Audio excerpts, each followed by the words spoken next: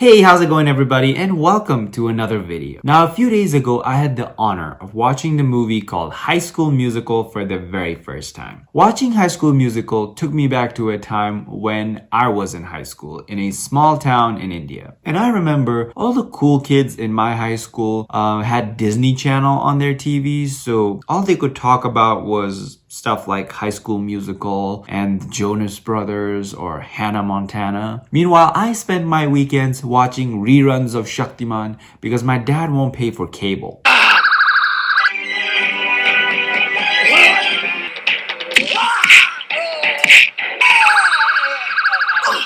I know. That is another can of worms that I'm not willing to open right now. Trust me, I will make a video about it, so keep an eye out for that. While I was watching this movie, I began comparing my high school life to High School Musical. And it was kind of like comparing my high school life to Lord of the Rings. As in, the only similarity was that at some point during my teenage years, I did look a bit like Gollum. Not my finest years. What I want to do today is go through some scenes from High School Musical and pepper in a little bit of my perspective coming from a vastly different educational system and how that makes it very hard for me to relate to High School Musical. Now, before I begin, I would like to clarify that I don't have any issues with the kids suddenly singing and dancing in this movie, even though that probably never happens in a high school. I mean, it is a musical and I come from a land where it is considered unusual if people don't sing and dance in movies. So no, I don't have any problems with kids singing and dancing, whining about being a little embarrassed to tell their friends that they play the cello or something. What I could not relate to was everything else. Starting with this classroom scene. So from my perspective, that is not a classroom. That is some sort of a festival that's going on, like Diwali or Eid or something, because nobody would dress that colorful in a classroom in my school. In my school, every student had to wear a uniform. White shirt, gray tie, black pants, gray socks, black laced shoes, and a terrible sea green sweater that made us all look like discolored frogs, and a small badge that had our name and student number on it. And our school took it very seriously if we were not wearing an item from this designer collection. So let's say I was feeling a little risky one day and I wore black socks instead of gray socks. What I would get at my school is an ass whooping. Now, to my American peers who think ass whooping is some sort of diluted metaphor for teachers talking to you in a slightly louder voice, I would like to clarify by saying that when I say ass whooping, I mean ass whooping as defined by Urban Dictionary. Ass whooping, used by parents to discipline insolent children, performed by hitting the child's buttocks or other areas of the body forcefully several times. Usually performed with a hand or other objects such as a belt, spatula, or 9-iron golf club. Well, in our case, it used to be a measurement ruler or a very thick stick. I once saw a friend of mine getting punished because he forgot his student badge. Because God forbid somebody doesn't know our name and we can't just tell them. The teacher hit this guy with a stick with so much force that the stick broke on his arm like in a kung fu movie. What's even crazier to me is that these kids are taking out their phones and just using it so casually in their classroom. The cell phone menace has returned. Crucible of learning. We will get to know each other in detention. What the hell? In my school, only a very few students brought their phones. It was kind of like sneaking drugs on campus. You could take a peek at it during lunch break and maybe play a few rounds of doodle jump. But even then, you had to stay on the lookout for teachers. I personally always thought it was stupid to bring your phones to school because it was like giving other kids unnecessary leverage. Like if you pissed them off, all they had to do was tell the history teacher that you brought a phone to school, at which point the teacher will then proceed to make you part of history. And I'm amazed that all these kids get is detention, which brings me to the next thing that I could not relate to in High School Musical, detention. What the fuck is it even? These kids are breaking the rules and all they have to do is like paint shit and staple stuff. And all through this time, they are able to talk and sleep? What is this, heaven? I once forgot to bring in my homework for a class, which on the hierarchy of breaking rules was much lower in severity than bringing your phones to school. Let me describe to you what happened to me. The teacher called me and 2 other kids who had forgotten their homework to come in front of the class and become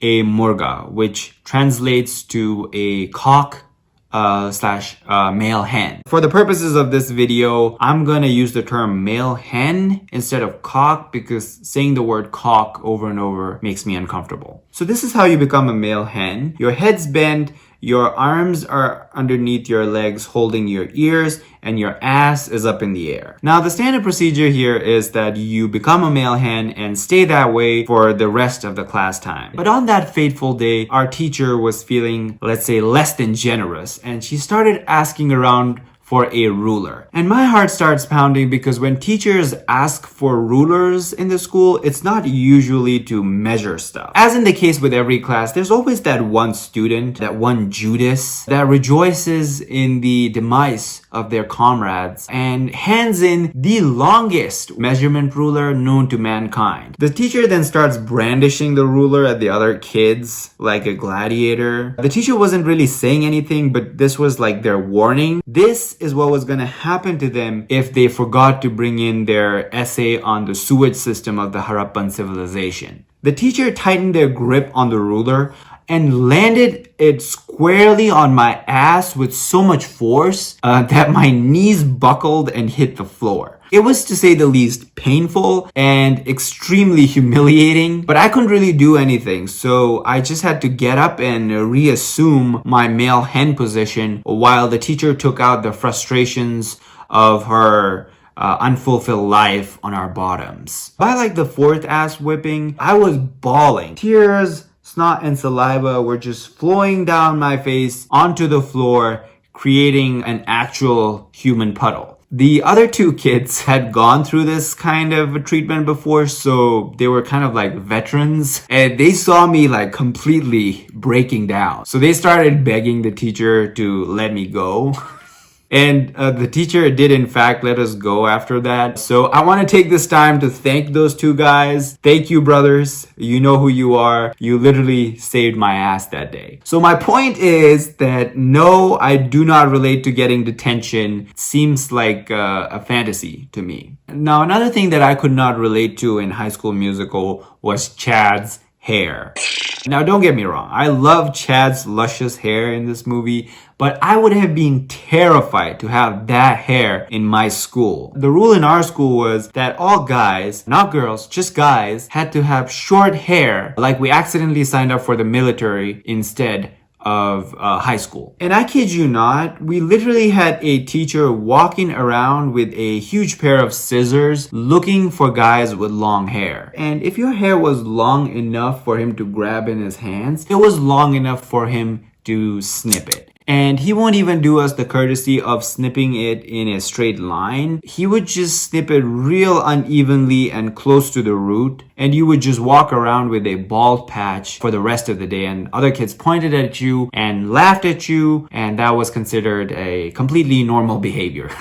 So in this next scene, I found out that Troy is actually the gym teacher's son. And I was like, holy shit, does this kid have anything going against him? Like, he can play basketball, he can sing, he can dance, and on top of all of that, if that wasn't enough, he's also the teacher's kid, which means he can probably get away with anything. In this movie, it almost came across as if Troy's life was harder because he was the teacher's kid. Sure, it's tricky being the coach's son. It makes me practice a little harder, I guess. I don't know what he's going to say when he finds out about the singing. My parents' friends are always saying, your son's the basketball guy.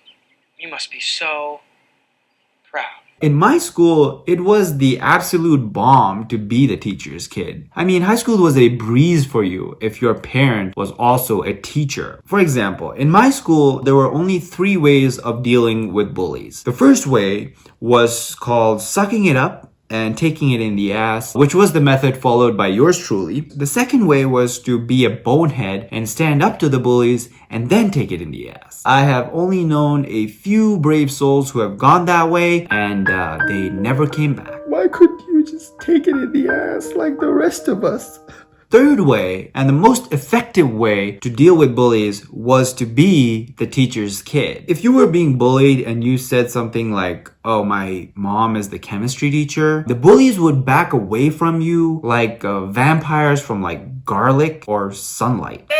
So yeah, I really couldn't relate to the fact that his life was hard because he was the teacher's kid. And that also kind of leads me to my next point, which is sticking to the stuff you know. That is like a general theme in this movie where kids don't want other kids to try out new stuff. You're a hoops dude, not a musical singer person. The jocks run most of the school, but if they get Troy into the musical, then they've conquered the entire student body. And our side, the side of education and accomplishment, is the future of civilization. This is the side where you belong. Suddenly people think that they can do other stuff.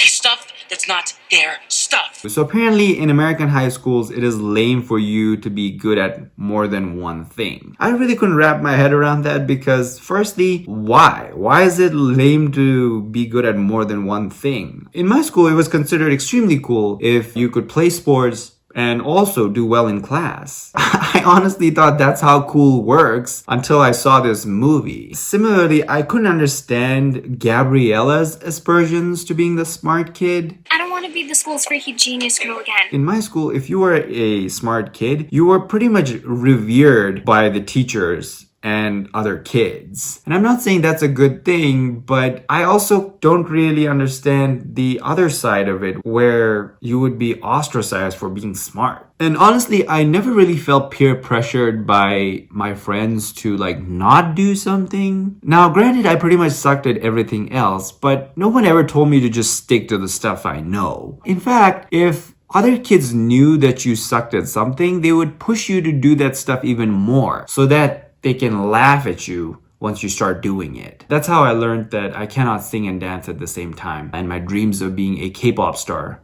were crushed. So the last thing that I could not relate to in High School Musical was basketball being such a big deal. I don't recall my school ever making a big deal out of any sports. And I think what's great about American high schools is that if you want to go into sports and you're good at it, there are people actively looking for you and they will give you scholarships to play for their college. If somebody in my school wanted to pursue a career in sports, they just signed up for a whole lot of you're on your own. No matter the skill or the talent. We didn't have amazing facilities like gyms and locker rooms and showers. We didn't even have gym clothes. So we just played sports dressed in our uniforms. And the worst part about that was after you were done playing sports and you had sweated through all your clothes, you still had to go to class and sit in a classroom that just reeked of us. And the teacher would teach with a disgusted look on their face. And at some point, somebody would let out a silent but deadly fart. And the teacher would yell at us to open the fucking windows. So in conclusion, watching High School Musical gave me a newfound,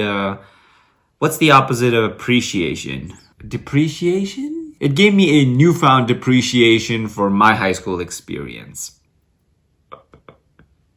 In all honesty though, we did have some good times. My friends were great and the teachers were mostly chill if you strictly followed every single rule. So thank you for watching, guys. If you liked that video, please subscribe. If you have a high school experience that you would like to share, please leave them in the comments below. And yeah, I hope you guys are enjoying the holiday season and I'll see you guys next time with another video. Bye. Bye. Bye. Bye. Bye. Tis the season to be jolly, fa la la la la la la la.